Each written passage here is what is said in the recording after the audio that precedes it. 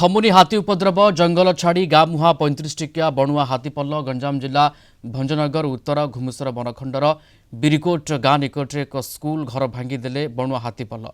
ଏଥିସହିତ ମୁଜାଗଡ଼ ବନାଞ୍ଚଳ ଅନ୍ତର୍ଗତ ଜାମପଲ୍ଲୀ ଗାଁ ନିକଟରେ ଜଣେ ବ୍ୟକ୍ତିଙ୍କ ଘର ଭାଙ୍ଗି ଦେଇଛନ୍ତି। ଅଧିକାଂଶ ସ୍ଥାନରେ ବ୍ୟାପକ ଫସଲ ନଷ୍ଟ ହୋଇଛି। ଗତ କିଛି ଦିନ ହେବ ଏଭଳି ଉପଦ୍ରବ ଚଳାଇଛନ୍ତି ବଣୁଆ ହାତୀପଲ। ଏନେ ସ୍ଥାନୀୟ ବାସିନ୍ଦା ଭୟଭୀତ ଭାବେ ରହିଛନ୍ତି। ବନ ବିଭାଗ ଲୋକଙ୍କୁ ସତର୍କ ରହିବା ସହିତ ହାତୀପଲର ଗତିବିଧି ଉପରେ ନଜର ରଖିଛି। ଭୁବନେଶ୍ୱର ଉତ୍ତର ବନଖଣ୍ଡରେ 74ଟି ହାତୀ ବିଚରଣ କରୁଛନ୍ତି। ତା ଦେହରୁ 3ଟି ବଡ଼ ହଡରେ ଅଛନ୍ତି, ବଡ଼ ହଡ ଏବଂ ଆଉ ଫ୍ରାଗମେଣ୍ଟେଡ ହଡରେ ଅଛନ୍ତି। ଆଜିକା ଦିନରେ ମୁଜାଗଡ଼ରେ ଆମର 35ଟା ଏଲିଫାଣ୍ଟ ଅଛନ୍ତି। ସେଇ 35ଟା ଏଲିଫାଣ୍ଟରୁ ଗୋଟେ ହଡ ଯୋଉ 24 ଟିକିଆ ହଡ ଅଛନ୍ତି, ସେଇ ମାନେ ଟିକେ ଘର ଭଙ୍ଗା ଭଙ୍ଗି କରିଦଉଛନ୍ତି।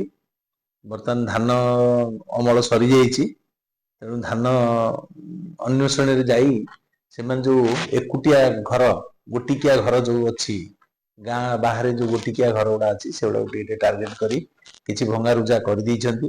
ଆମର ବିରିକୋଟର ଜାମପାଲରେ ଗୋଟେ ଘର ଭାଙ୍ଗି ଦେଇଛନ୍ତି। ସେ ଘରେ ଅବଶ୍ୟ ଧାନ କିଛି ନଥିଲା, ନଷ୍ଟ କରିନାହାନ୍ତି। ଆଉ ଆମେ ସେ ଘର ଭଙ୍ଗାର କମ୍ପେନସେସନ ଆମେ ଦବୁ। ମୁଁ ତହସିଲଦାରଙ୍କ ସାଙ୍ଗେ କଥା ହେଇଛି। ଆମର ଗୋଟେ ଜଏଣ୍ଟ ଭେରିଫିକେସନ ହେଇ ଆମେ ଅନୁକମ୍ପା ଉପରେ ତାର କ୍ଷତିପୂରଣ ଦେବୁ।